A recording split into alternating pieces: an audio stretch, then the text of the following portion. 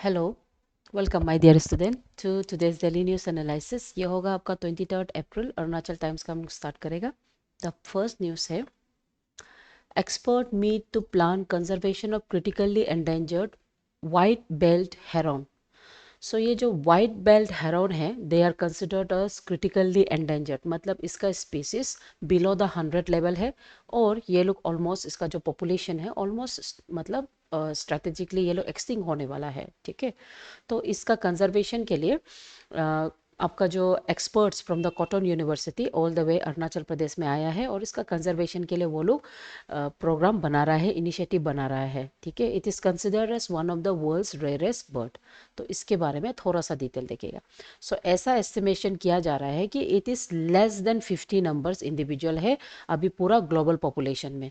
और ये जो बर्ड्स होता है, ये लोग रीजनली डिस्ट्रीब्यूटेड है आपका प्लेसेस लाइक इंडिया में, स्पेशली आपका जो ईस्टर्न हिमालयस के जो साइड है, China, Myanmar and Bhutan.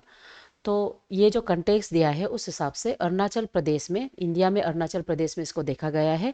Specifically Namdapha tiger reserve, आपको पता है हमारा tiger reserve, Kamlang tiger reserve and Anjaw district में।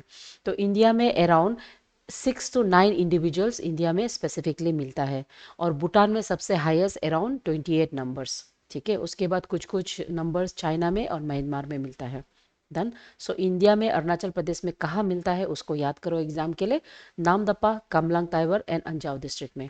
ठीक है, तो ये जो कंजर्वेशन स्ट्रेटजी में इसको किस तरह से एक्सपांड करें, कैसे प्रोटेक्ट करें, और इसमें आपका जो लोकल कम्युनिटी किस तरह से इन्वॉल्व करके ये जो पॉपुलेशन है आपका जो हेरॉन का, उसको कैसे कंजर्व करें, ये डिस्कशन आपका जो ये प्रोग्राम में किया गया है। ठीक है, सो आपको याद करना है, white ballot heron critically endangered है उसका स्टेटस। और जो क्रिटिकली एंडेंजर्ड होता है उसको वाइल्ड लाइफ प्रोटेक्शन का एक्ट ऑफ इंडिया जो 1972 में 75 में बना है, उसमें हम उसको लीस्ट वन में रखता है, जो बहुत ज़रूरी है लीगल प्रोटेक्शन के लिए। ठीक है, और ये लोग ज़्यादातर फ्रेश वाटर इकोसिस्टम में पाया जाता है, जहाँ में अनडिस्टर्ब टॉल ग्रासलैंड होता है, वहाँ पे ये लोग को नियर द रिवर्स पाया जाता है। ओके, सो ये याद रखो एग्जाम के लिए, जैसे आपको हम बताया नामदपा को याद करो, उसके बाद आपका कामलांग में एंड अंजाव डिस्ट्रिक्ट में। तो ज़्यादातर based on the habitat fragmentation के वजह से, पोल्यूशन और ह्यूमन इंटरफेरेंस के वजह से ये जो बर्ड्स है ये क्रिटिकली एंडेंजर्ड स्टेटस में पहुंच गया है, जिसमें hardly below 50 numbers in the populations है। ठीक है, तो ये जो प्रोग्राम है इसमें इन सीटू कंजर्वेशन, मतलब इसको इसका ही वेल मतलब इकोलॉजी के साथ कंजर्व करना है, ये प्रोग्राम भी इसके बारे में भी मतलब ऑब्जेक्टिव डाला गया है। उसके अलावा एक्स सीटू में क्या होता है, इसको कैप्टिव करके ब्रीडिंग प्रोग्राम करना, ये ज़्यादातर आपका भूटान में इनिशिएट किया है, ताकि इसका जो पॉपुलेशन है उसको इंक्रीज कर सके। Okay, done. तो इसमें इंपॉर्टेंट इंस्टीट्यूट लोग इन्वॉल्व है, जैसे आपका natural conservation foundation, wild life institute of India, है ना, उसके बाद Salim Ali centre for ornithology and natural science and zoological survey of India. तो इसमें से एग्जाम के लिए हम ये दोनों को देखेगा, क्योंकि ये इंस्टीट्यूट लोग को ज़्यादा पूछा जाता है, इसके बारे में हम थोड़ा डिटेल में देखेगा। जूलॉजिकल सर्वे ऑफ इंडिया, जैसे इस साल का जो आपका जो कोर्ट का एग्जाम है उसमें ये पूछा गया था। जूलॉजिकल सर्वे हम लोग का 1875 में कलकत्ता में रखा गया था, और उसी में सबसे इंडिया का पुराना म्यूजियम, ये था आपका कोर्ट का एग्जाम, है ना। कोर्ट का एग्जाम का क्वेश्चन पेपर जो एलडीसी का जो एग्जाम था उसमें पूछा गया था, इंडिया का सबसे ओल्डेस्ट म्यूजियम कहाँ है, वो कलकत्ता में है। 1875 में जब जूलॉजिकल सर्वे जब बनाया था, उसी का सेक्शन के अंदर में बनाया है। ओके, तो इसमें आपका नेशनल जूलॉजी, जूलॉजी का मतलब होता है एनिमल्स, ठीक है, उसका कलेक्शन देखने को मिलता है। और ये 16 रीजनल सेंटर्स में ऑपरेट किया करता है, ज़्यादातर आपका हाई एल्टीट्यूड रीजनल सेंटर्स में, जैसे सोलांग में है, मैराइन बायोलॉजी रीजन जो चेन्नई में है। देन उसके बाद Salim Ali centre for ornithology and natural history जो है, ये 1990 में इसको इस्टेब्लिश किया है। और ये जो बेसिकली आपका डॉक्टर सलीम अली, जिसको हम बर्डमैन ऑफ इंडिया बोलता है, इसको भी याद करो एग्जाम के लिए, उसका डेडिकेशन में 2000 में उसका नाम में इसको शिफ्ट कर दिया है। ठीक है, तो ये भी ज़्यादातर ऑर्निथोलॉजी मतलब जो बर्ड्स के बारे में पढ़ता है, तो ये उसके बारे में मतलब स्टडी है, और वो उसका इंस्टीट्यूट है। ठीक है ना, तो ये इंस्टीट्यूट का जो कैंपस डिजाइनिंग है, this was done by L'Oréal baker. ठीक है ना, अरुणाचल प्रदेश यहाँ गलती से आ गया, वेरी सॉरी। ठीक है, ये नहीं है। Next, earth day observe now. World earth day, this was observe by centre for earth science and Himalayan studies. इसको ऑब्जर्व किया है एक 2 डे प्रोग्राम में। तो ये जो हर जगह में इसको ऑब्जर्व किया है, लेकिन ये आर्टिकल में बेसिकली हम लोग गवर्नमेंट सेकेंडरी स्कूल दीत यानी कि कई पंजोर डिस्ट्रिक्ट में जो किया है उसके बारे में हम लोग बोलेगा। उसके अलावा बाकी में भी किया है, ऐसे नहीं है बाकी में नहीं किया, बाकी में भी किया है, ठीक है। सो वर्ल्ड अर्थ डे एवरी ईयर हम लोग अप्रैल 22 को मनाता है, उसको याद करो। ये डेट आपको सीधा पूछ सकता है, सिंस APSS भी बहुत नज़दीक है तो नज़दीक वाला डेट आपको पूछा जा सकता है, ठीक है। अप्रैल 22 याद रखो। और इसका थीम आपको पूछा जा सकता है। तो ये जो प्रोग्राम है इसमें बच्चा लोग को फ्रॉम क्लास 3 से 10 तक पार्टिसिपेटिंग प्रोग्राम रखा है, जिसमें रिन्यूएबल एनर्जी और एनर्जी कंजर्वेशन के बारे में बताया गया है। ऐसे और ड्राइंग कंपटीशन भी रखा है और क्लीननेस ड्राइव एंड प्लांट का प्लांटेशन सेपलिंग फाउंडेशन भी रखा गया है, ठीक है। सो थीम एग्जाम के लिए और detail, our power our planet, ये इसका थीम है। पहले क्या था, one nation one planet one nation, ऐसा बोल थीम था। और ये साल का 2026 का है आवर पावर आवर प्लानट, ये इसका थीम है, ठीक है। तो हिस्टोरिकल कंटेक्स्ट के लिए फ्रॉम एग्जाम पॉइंट में ये याद रखो, 22 अप्रैल 1970 में पहली बार वर्ल्ड अर्थ डे को सेलिब्रेट किया गया था। और उसमें इसका जो फाउंडर है वो is known as senator Gaylord Nelson, ठीक है। तो अरुणाचल प्रदेश का centre for the earth and science वो एक ऑटोनोमस बॉडी है जो मिनिस्ट्री ऑफ अर्थ के अंदर में आता है।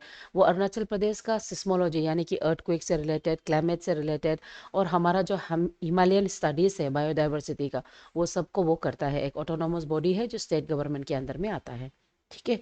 उसके बाद मिनिस्टर ऑफ अर्थ साइंस बोलने से ये लोग नोडल मिनिस्ट्री है जो साइंटिफिक और अवेयरनेस इनिशिएटिव्स वो करता है फ्रॉम द सेंट्रल, है ना, सेंट्रल इसको रेगुलेट करता है। तो गवर्नमेंट इनिशिएटिव्स में बहुत सा initiative for the energy conservation under the central science earth में किया है एनवायरनमेंट के लिए। जैसे लाइफ, लाइफ का मतलब है लाइफस्टाइल फॉर द एनवायरनमेंट। ये ज़्यादातर आपका सस्टेनेबल यानी कि अच्छा हैबिट डेवलप करने के लिए, इंडिविजुअल हैबिट के लिए ये प्रोग्राम को इनिशिएट किया है। दूसरा international solar Reliance, international solar Reliance के बारे में आगे में हम थोड़ा और देखेंगे, ठीक है।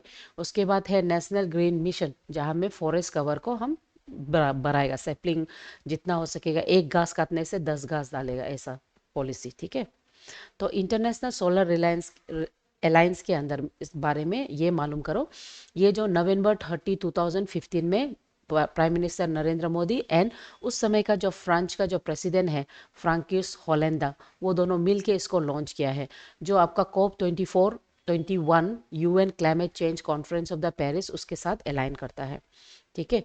तो ये जो सिस्टम है ये एक ऐसे सिस्टम है जहाँ पे सन का जो एनर्जी है, स्पेशली जितना भी नेशंस जो आपका ट्रॉपिक लाइन में है, ठीक है, ट्रॉपिक ऑफ कैंसर, जितना भी नेशन आपका ट्रॉपिक ऑफ कैंसर का लाइन में है, वो लाइन का सब नेशन सोलर अलायंस यानी कि सोलर एनर्जी को सस्टेनेबल एनर्जी के अंदर में यूज़ कर सके और फॉसल फ्यूल का डिपेंडेंसी को रिमूव कर सके, ठीक है।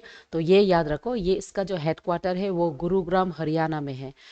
जितना भी इंटरनेशनल ऑर्गेनाइजेशन है उसमें से ये फर्स्ट इंटरनेशनल ऑर्गेनाइजेशन है जहाँ में इंडिया में इसका हेडक्वार्टर है, ठीक है। तो ये आपको याद करना है। डन। उसके अलावा एज ऑफ नाउ, पहले 126 मेंबर्स था, लेकिन 2026 में आपका जो यूएस, ठीक है, यूएस जो 101 मेंबर था, ठीक है ना, तो यूएस जो विड्रॉ कर दिया है। डन। यूएस अभी सबसे, ये करंट अफेयर्स न्यूज़ है, यूएस आपका इंटरनेशनल सोलर ये जो अलायंस है उससे विड्रॉ करते हुए अभी 125 कंट्रीज ओनली हैं, ठीक है। ये लोग ज़्यादातर सनसाइन कंट्रीज माना जाता है जो मेंबरशिप अंदर द लेके। ये लोग का स्ट्रेटजी क्या है, 1000 स्ट्रेटजी, यानी कि जितना हो सकेगा सोलर एनर्जी को यूज़ करना। जैसे 1000 गीगावाट ऑफ सोलर एनर्जी का कैपेसिटी इंक्रीज करना एंड अराउंड 1 ट्रिलियन सोलर में इन्वेस्टमेंट करना और energy to the 1 billion solar energy provide करना, ठीक है। एंड 1 मिलियन जो कार्बन डाइऑक्साइड एमिशन है यानी कि फॉसल फ्यूल को रिड्यूस करना, ये वो लोग का टारगेट है। तो उसको हम क्या बोलते हैं, towards 100 strategy. Done. Next, Arunachal Pradesh links memorandum of understanding with Wadhwani AI to strengthen health care centre system, ठीक है। सो अरुणाचल प्रदेश का जो गवर्नमेंट है वो यानी कि national health mission of Arunachal Pradesh, वो एक मोमेंट ऑफ अंडरस्टैंडिंग साइन किया है आपका वधवानी AI के साथ। सो इसमें इंडिया का जो स्पेशली अरुणाचल प्रदेश का जो हेल्थ केयर प्रोग्राम है उसको एआई के थ्रू वो टैकल करने के लिए फोकस कर रहा है। ओके, सो ये पार्टनरशिप के थ्रू वो लोग ज़्यादातर आपका डिजीज लाइक ट्यूबरक्लोसिस, आपका telemedicine, maternity and child health as well as I का जो हेल्थ है वो इसका फोकस एरिया है। तो स्पेसिफिकली यहाँ पे टूल मेंशन किया है जैसे कि कॉफ अगेंस्ट टीबी टूल, जिसको हम कैट बी टूल बोलता है। ये एक मोबाइल ऐप टूल होगा जहाँ में कोफिंग साउंड्स को स्क्रीन करके पल्मोनरी ट्यूब्यूल्स जो होता है उसको आइडेंटिफाई करने में मदद करेगा, पल्मोनरी टीबी। उसके बाद क्लिनिकल डिसीजन सपोर्ट सिस्टम जिसको CDSS बोलता है। इसमें टेली मेडिसिन है ना, पेशेंट का डाटा और एआई के बेस पे आपको कोई भी बीमार होगा आप उसको सिम्टम्स को पुट करेगा और वो आपको डिफरेंट डायग्नोज देगा। उसके बाद हेल्थ वाणी में बाय द वॉइस मैसेज आपको आपका ऑफिशियल हेल्थ का गाइडलाइंस प्रोवाइड करेगा। और उसके बाद डायबिटिक का जो आई स्पेशली ग्लूकोमा का जो प्रॉब्लम होता है, नॉट ग्लूकोमा, डायबिटिक आई का जो प्रॉब्लम होता है उसको मधु नेत्र, यहाँ में ये वर्ड को याद करो, मधु नेत्र एआई सॉल्यूशन है जो डायबिटिक रेटिनोपैथी मतलब डायबिटीज का जो आई का जो प्रॉब्लम होता है उसको वो टैकल कर सकता है। तो मधु नेत्री ये पूछा जा सकता है एपिसोड लुक में। हेल्थ वाणी का मतलब वॉइस के थ्रू आपका हेल्थ का गाइडलाइंस आपको प्रोवाइड करेगा, ठीक है। और ये एक डिजिटल गवर्नेंस एंड टेक्नोलॉजी उसका अंदर में आता है। डन, ठीक है। सो ये जो डिजिटल हेल्थ एंड एआई का इंटीग्रेशन एक पब्लिक प्राइवेट पार्टनरशिप को शो करता है, एक नॉन प्रॉफिट एआई इंस्टीट्यूट और गवर्नमेंट इंस्टीट्यूट के बीच में जो मॉडल बनता है जिससे डेवलपमेंट होगा फॉर द सोसाइटी। साथ ही साथ ये जो जैसे कि आपका हेल्थ वाणी है ना, और जैसे कैट भी होता है कॉफ इंस्ट्रूमेंट, इसके थ्रू से फ्रंटलाइन वॉरियर्स लोग के लिए भी बहुत हेल्प करेगा कि वो डिजीज़ को डायग्नोज कर सके। और उसके बाद मधु नेत्र है ना, इसके थ्रू से वॉइस के थ्रू से और ये ऐप्स के थ्रू से हम ज़्यादातर डायबिटिक्स का जो आई का प्रॉब्लम होता है उसको हम एक स्पेशलाइज लेवल में हम डायग्नाइज कर सकेंगे। स्पेशली वो रिमोट एरियाज में हम इसको यूज़ कर सकेगा जहाँ में स्पेशलिस्ट नहीं है, ठीक है। डन, ठीक है ना। तो ये जो स्पेसिफिक हेल्थ मिशन है ये आपका नेशनल टीबी एलिमिनेशन प्रोग्राम के साथ अलाइन करता है। और इसके साथ ये एक ऐसे टेक्नोलॉजी होगा जो स्पेशली अरुणाचल जैसे हिली टेराइन में जो डिफ़िकल्टी है मेडिकल का फैसिलिटी, तो उसमें ये उसको आइडेंटिफाई करने में मदद करेगा। और जब आइडेंटिफाई करेगा हम मेडिसिन लेगा और उससे वो एलिमिनेट हो जाएगा, ठीक है। सो ये आपका आयुष्मान भारत डिजिटल मिशन के अंदर में भी आ जाता है सिंस हम डिजिटल टेक्नोलॉजी यूज़ कर रहा है। ओके, और जोग्राफिकल कॉन्टेक्स्ट में you have to remember Arunachal Pradesh बहुत ही डिफिकल्ट टेराइन लोकेशंस में होता है। सो ऐसा एप्स अरुणाचल के लिए एक चैलेंज है और गवर्नमेंट इसको एक्सेसिबल बना रहा है फॉर द पीपल। डन, ठीक है। सो नाउ लेट्स सी ये कि वडवानी एआई क्या है। वडवानी एआई का मतलब है वडवानी इंस्टीट्यूट फॉर आर्टिफिशियल इंटेलिजेंस। ये एक बहुत ही नॉन प्रॉफिट इंडिपेंडेंट इंस्टीट्यूट है जहाँ पे सोशल वेलफेयर के लिए इसको बनाया है और इसको 2018 में फॉर्म किया है बाय द टेक्निकल एंटरप्रेन्योरशिप आपका रोमेश वडवानी एंड सुनील वडवानी।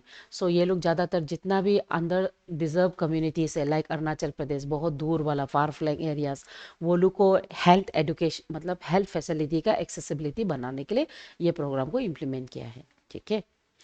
तो इसका कोर पर्पस है कि ये एआई के थ्रू वो हेल्थ केयर एग्रीकल्चर एजुकेशन का इंपॉर्टेंट टूल्स बने और फार फ्लंग एरियाज लोग के लिए एक्सेसिबिलिटी बनाए, ठीक है। सो ये आपका ग्लोबल एआई हब के अंदर में ऑपरेट कर रहा है और इसको कोई भी गवर्नमेंट एजेंसी हो, एनजीओस हो, इंटरनेशनल ऑर्गेनाइजेशन आज से टूल वो यूज़ कर सकता है for the large scale impact. तो करेंटली इसका जो हेडक्वार्टर है वो मुंबई में है और इसका फंक्शनिंग साइट्स लोग न्यू दिल्ली में रखा गया है, ठीक है ना। सो आज MCQs इंक्लूडेड नहीं है, very sorry for that, but thought of the day ये है to know how much there is to know is the beginning of learning to live, Dorothy West, ठीक है। So with this concept my dear student, keep studying and keep following the news. Thank you.